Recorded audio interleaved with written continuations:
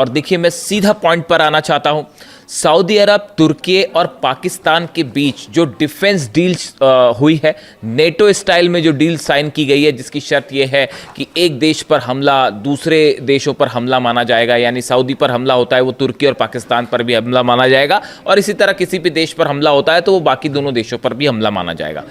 इस defence deal के sign होने के बाद, जिसका नाम मेक्का जॉइंट डिटरेंस एग्रीमेंट रखा गया है, जो एर्दोगन, मोहम्मद बिन सलमान और शहबाज शरीफ के बीच में हुआ, इस एग्रीमेंट के बाद मेरे पास कम से कम 1000 लोगों के ये कमेंट्स आ चुके हैं वीडियोस पे अलग अलग, कि आप इसको किस तरह से देख रहे हैं। इस पूरे जो नया ये एक संगठन बन रहा है, ये जो डील हुई है, इसके पीछे का मकसद क्या है और इसकी इनसाइड स्टोरी क्या है। मैं इसीलिए इस पर ये वीडियो बना रहा हूं क्योंकि बहुत सारे लोग ये सवाल कर रहे हैं कि आप इसको कैसा देख रहे हैं।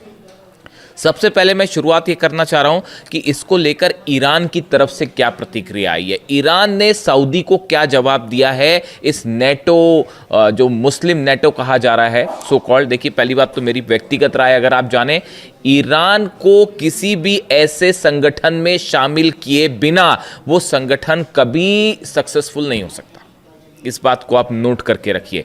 मिडिल ईस्ट का किंग अब ईरान है, मिडिल ईस्ट का बॉस अब ईरान है, इस बात को नोट करके रख लीजिएगा।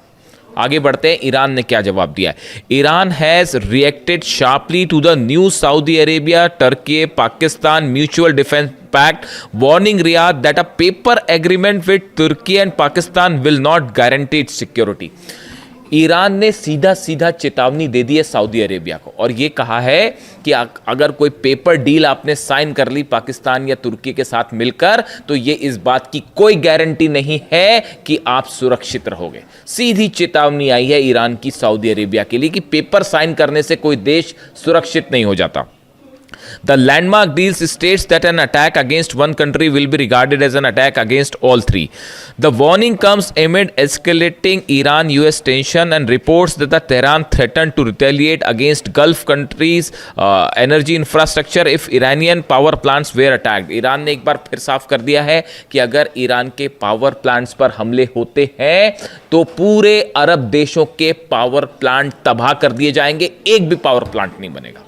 यानी ईरान ने ये जो नया पैक्ट हुआ है सऊदी, तुर्की और पाकिस्तान के बीच में, इसको लेकर ईरान ने बड़ा एग्रेसिव कमेंट दिया है और ये कहा है कि ये असल में, देखिए, इसके पीछे बड़ी साजिश है। मैं आपको समझाता हूं, लेकिन पहले ईरान का पक्ष रखना ज़रूरी है कि ईरान इसमें क्या चाह रहा है।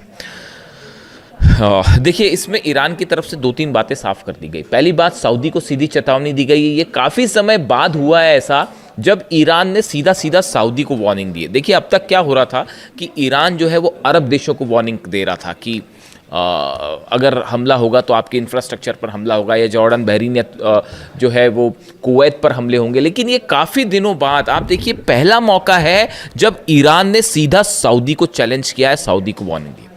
जिसके बाद ये भी सवाल उठने लगे हैं कि क्या अब आगे ये जंग का रूप धीरे से अमेरिका पीछे हो जाएगा और ये सऊदी वर्सेस ईरान तो नहीं होने जा रहा। खैर, अभी इसका कुछ कह नहीं सकते इसको लेकर, लेकिन फिलहाल जो है बात की, ये ईरान का पॉइंट ऑफ व्यू था। अब आप देखिए, कुछ चीज़ें बड़ी गौर करिए। डोनाल्ड ट्रंप ने हाल ही में एर्दोगन से मुलाकात की थी तुर्की में। दोनों के बीच में काफ़ी चर्चाएं होती हैं। मोहम्मद बिन सलमान की डोनाल्ड ट्रंप से जो है वो फ़ोन पर लंबी बातें होती हैं और शहबाज शरीफ और मुनीर से तो होती है। ऐसे में क्या आपको ये लगता है कि ये जो संगठन नया बना है, मेक्का जॉइंट डिटरेंस एग्रीमेंट, जो सऊदी, तुर्की और पाकिस्तान के बीच में हुआ है, ये क्यों बनाया गया? इसका मकसद क्या है इसको बनाने का? क्या ये इजराइल के खिलाफ संगठन बना है? बिल्कुल नहीं बना, बिल्कुल नहीं बना। इस संगठन से इजराइल के लिए कोई समस्या नहीं है। जब तक अमेरिका बैठा है, ये कोई जो संगठन बना है इजराइल के खिलाफ नहीं बना है। देखिए, इसका ईरान को लेकर क्या रुख होगा और इसका अमेरिका को लेकर क्या रुख होगा, ये जो चीज़ें हैं, ये 2 सवाल ऐसे हैं जो बेहद अहम हैं। अगर आप मुझसे व्यक्तिगत राय पूछें तो ये संगठन जो आनन फानन में तेजी से बनाया गया और इन हालात में बनाया गया जब हूती जो है वो नजरान में हमले कर रहे हैं, हूती जो है वो ये दावा कर रहे हैं कि हमने सऊदी के अलाइंड फोर्सेस के 100 लोगों को मार दिया है, हूती ये दावा कर रहे हैं कि हमने 12 टैंकर सऊदी के जला दिए हैं, सारे पोर्ट सऊदी के बंद कर दिए गए हैं और सऊदी का एक बूंद तेल बाहर नहीं निकल पा रहा, सऊदी अपनी रक्षा करने की हालत में है नहीं। ये तो तब है जब हूती हमला कर रहा है, ईरान ने तो हमला किया ही नहीं। ईरान की मिसाइल जब सऊदी में गिर रही हैं तो इंटरसेप्टर्स खत्म हो चुके हैं, लगभग जो है बताया जा रहा है 70% इंटरसेप्टर्स जो है सऊदी के खत्म हो गए, अमेरिका वाली जो पेट्रियट मिसाइल्स थी। तो ऐसे में देखिए, पहली बात तो ये कि सऊदी को अपनी चिंता सता रही है, सऊदी ये बात समझ चुका है कि ईरान अमेरिका जो है वो रक्षा नहीं कर सकता, डोनाल्ड ट्रंप किसी भी अरब देश की रक्षा नहीं कर सकते। अब ये फैक्ट है, ये ट्रुथ है, अब इसको लेकर कोई कंफ्यूजन किसी को नहीं होना चाहिए। ये बात हम शुरू से कह रहे थे, ये बात 2 साल से मैं आपको बता रहा था कि अगर आप हमले करोगे ईरान के ऊपर तो अरब पर ऐसा हमला होगा और अमेरिका बचा नहीं पाएगा। 2 साल से हम आपको ये बात समझा रहे थे, लेकिन अल्टीमेटली देखिए वो बात सच साबित हुई ना। तो अब ये पूरा अरब देश समझ चुके हैं, जॉर्डन समझ गया, बहरीन समझ गया, कुवैत, और किसी को शक है तो देख लीजिए जाके इन देशों में बेसिस का क्या हाल है। जहां मर्जी होगी ईरान वहां मिसाइल मारेगा और आप नहीं रोक पाओगे। बात नंबर 1। तो सऊदी को अपनी सिक्योरिटी की चिंता है कि भाई अमेरिका तो कर नहीं सकता तो कोई दूसरी चीज़ से सिक्योरिटी की जाए, तो इसलिए ये एक पैक्ट साइन किया गया है कि किसी तरह से जो है दूसरे देशों से जो है मदद मिलेगी, हथियारों की मदद मिलेगी, संभवतः ऐसा सोचता होगा सऊदी। दूसरी, जब अमेरिका के पास ये हथियार कम पड़ रहे हैं, देख ही रही है आप, खबर देख ही रहे हैं, डोनाल्ड ट्रंप फंस गए और कितना हैसियत से उनकी लड़ाई हो गई, अपने रक्षा मंत्री से ही सब कुछ चल गया वो। तो जब उसके पास हथियार नहीं बचे तो इनको क्या हथियार देंगे वो समझिए बात। तो सऊदी को पहले अपनी सुरक्षा की चिंता, बात नंबर 1। बात नंबर 2, सऊदी को ये भी लगता है कि ऐसा पैक्ट हो जाएगा तो कल को ईरान के ऊपर दबाव बनाना है या हूती पर दबाव बनाना है या कोई ऐसी सिचुएशन खड़ी हो जाए जिसमें वॉर हो जाए मिडिल ईस्ट में बड़ा, तो उस समय तुर्की और पाकिस्तान और दूसरे देश जो इसमें शामिल हो जाएं, और भी शामिल हो जाएंगे शायद, वो दबाव बनाने के काम आएंगे, कम से कम एक सपोर्ट तो देंगे, सऊदी को बचाने की कोशिश तो करेंगे, बायलैटरल टॉक करके और किसी तरह से बातचीत, हस्तक्षेप करके ईरान को रोकेंगे तो कल को ईरान ने हमला कर दिया। तो ये बात नंबर 2। लेकिन जो तीसरा पॉइंट है ये बेहद अहम है, इसको ध्यान से समझिए। तुर्की जो है वो नेटो का सदस्य है, सऊदी नहीं है, पाकिस्तान नहीं है। सऊदी जो है वो नेटो का सदस्य नहीं है, लेकिन तुर्की जो है वो नेटो का सदस्य है। और नेटो क्या कहता है? नेटो का नियम ये कहता है कि एक देश पर अगर हमला होता है तो वो सब पर हमला माना जाएगा। अगर कोई देश जंग में कूदता है और उस पर स्ट्राइक हो रहे हैं तो वो सबके खिलाफ जंग मानी जाएगी। इसी वजह से आप देखिए यूक्रेन जो अब तक सामना कर पा रहा है रूस का, ये क्या यूक्रेन वर्सेस पुतिन जंग हो रही है? ये रूस वर्सेस नेटो की जंग है। अमेरिका हथियार दे रहा है, नेटो के जितने देश हैं, जर्मनी, इटली, ये सब के सब हथियार दे रहे हैं साहब। इसीलिए जेलेंस्की अब तक जंग कर पा रहे हैं, वरना यूक्रेन तो कब का ये जंग हार चुका था। तो ये नेटो वर्सेस रूस की जंग है। तो आपने क्या किया कि तुर्की नेटो का सदस्य है, तुर्की के खिलाफ जंग मतलब नेटो के खिलाफ जंग मानी जाएगी। अब तुर्की का पैक्ट हो जाता है, सऊदी से करवा दिया जाता है, यानी सऊदी पर हमला माना जाएगा तुर्की पर हमला, और तुर्की पर हमला माना जाएगा नेटो पर हमला। यानी ये एक रास्ता बनाया गया है कि कल को सऊदी को बचाने के लिए नेटो आए तो वो अपनी फोर्सेस भेज सके, अपने एयरप्लेन भेज सके, अपने डिफेंस सिस्टम भेज सके, अपनी मिसाइलें भेज सके। समझ रहे हैं आप इस बात को? क्लियर है या कंफ्यूजन है कोई? देखिए, तुर्की पर हमला यानी नेटो पर हमला माना जाएगा, ठीक है। ये जो नेटो का नियम है खुद ये कह रहा है कि तुर्की किसी भी सदस्य पर हमला तो तुर्की पर हमला यानी नेटो पर हमला। और अब ये डील होने के बाद, ये मेका जॉइंट डिटरेंस एग्रीमेंट के बाद, सऊदी पर हमला यानी तुर्की पर हमला माना जाएगा, और तुर्की पर हमला यानी नेटो पर हमला, तो फिर नेटो भी सऊदी की मदद कर सकता है तुर्की के जरिए खास तौर पर। यानी एक देखिए, मिडिल ईस्ट में हकीकत क्या है? हकीकत ये है कि अमेरिका और इजराइल का तो खैर ईरान से अब कोई मुकाबला ही नहीं है। ईरान जब चाहे वो इजराइल को घुटनों पे ला देगा, जब चाहे तब। अकेले जंग करने की हिम्मत ही नहीं। आप दुनिया के किसी डिफेंस एक्सपर्ट से जाके पूछ लो, क्या इजराइल ईरान के साथ अकेले जंग कर सकता है? बिल्कुल नहीं कर सकता। नेतन्याहू, इजराइल, मोसाद, सब ये जंग हार चुके हैं। ये मैं डंक की चोट पे कहने को तैयार हूं और मुझे किसी ये कहने में कोई हर्ज नहीं है। कौन सा डिफेंस एक्सपर्ट आप ले आए, क्या कर पाए इजराइल के जेट्स, बताइए। और अगर अकेले लड़ ले तो उसके बाद तो वो हाल होगा जो जॉर्डन, कुवैत और बहरीन का हुआ। इतना ठोकेगा ईरान। और अभी तो वो सब हथियारों का जिक्र ही नहीं हो रहा है जो चाइना, रशिया ने भेजे, और उनकी जो नई टेक्नोलॉजीज है उसके बारे में तो अभी बात ही नहीं है। बड़े सारे हथियार तो अभी यूज भी नहीं किए गए।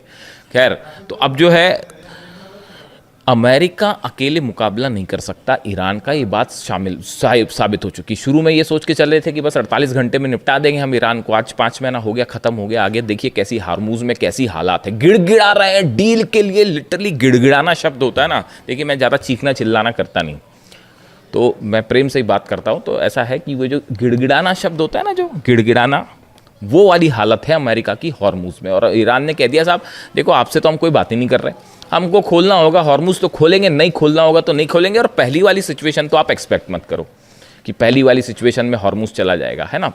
तो अब ये दुनिया, ये मिडिल ईस्ट की एक डेट थी 28 फरवरी, जिस दिन आपने अली खामेनी साहब को शहीद किया था, उसके बाद से अब मिडिल ईस्ट का इतिहास बदल गया and Iran is the boss.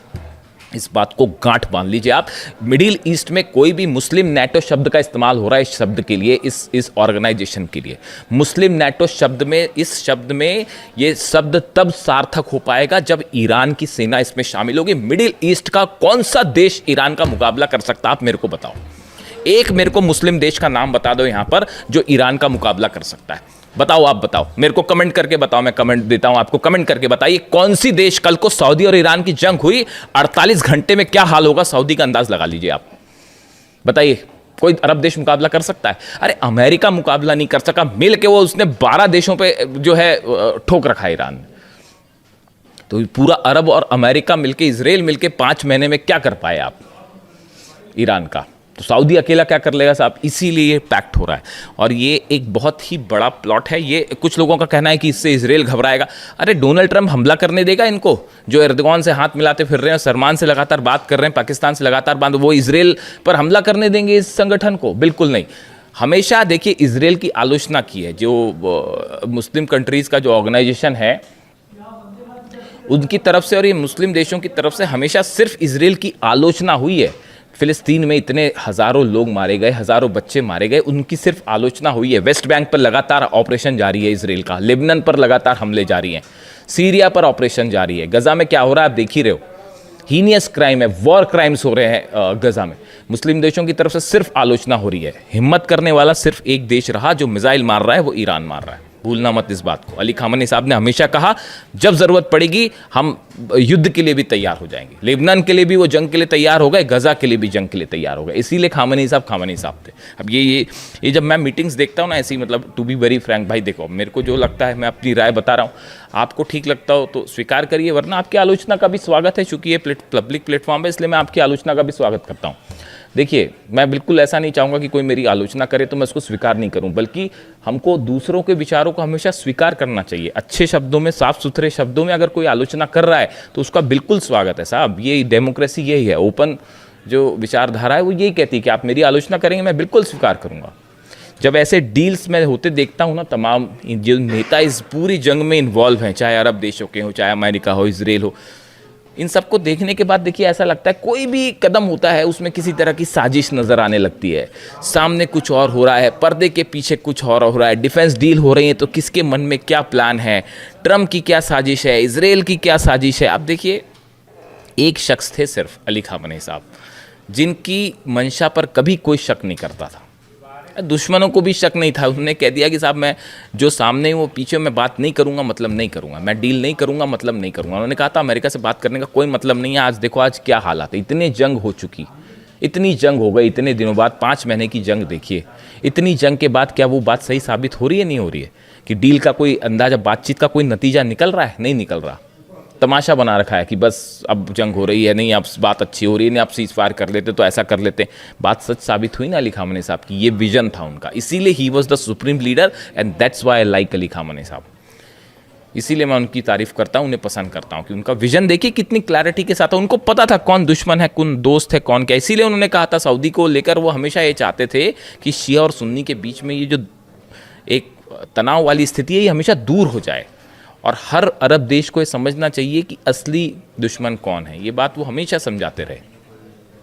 खैर, तो अभी देखिए मुझसे चूंकि इस ऑर्गेनाइजेशन के बारे में बोला गया था, इस डील के बारे में पूछा गया था, मेक्का जॉइंट डिटरेंस एग्रीमेंट के बारे में आपकी क्या राय है? मेरी बड़ी साफ राय है कि ये अमेरिका के बैकिंग के साथ एक एग्रीमेंट किया गया है जिसका लक्ष्य है ईरान और हूती या हिजबुल्ला ऐसे संगठनों को काउंटर करना, ये कोई बड़ा इजराइल के खिलाफ कुछ नहीं है, भूल जाइए। और ये चूंकि अकेले अमेरिका मुकाबला नहीं कर सकता, इजराइल मुकाबला नहीं कर सकता, तो अरब देशों को ईरान के खिलाफ खड़े करने की, और ज़रूरत पड़ी तो इन देशों को आपस में जंग में शामिल करने की। हॉर्मुज़ खुल नहीं पा रहा तो बोले क्या एक पैक्ट करवा देते हैं, चाहे ताकि मिल के हॉर्मुज़ खुलाएं। खुद बैठे बैठे वहाँ तमाशा देखो, खुद की उधर जनरल डेन कैन कह ही रहे हैं अमेरिका की कि जो है वो बाहर निकलना चाहिए, अब कैसे युद्ध से बाहर निकला जाए। तो ये एक बड़ा प्लान है ईरान के खिलाफ एज ऑफ नाउ जो स्थिति लगती है।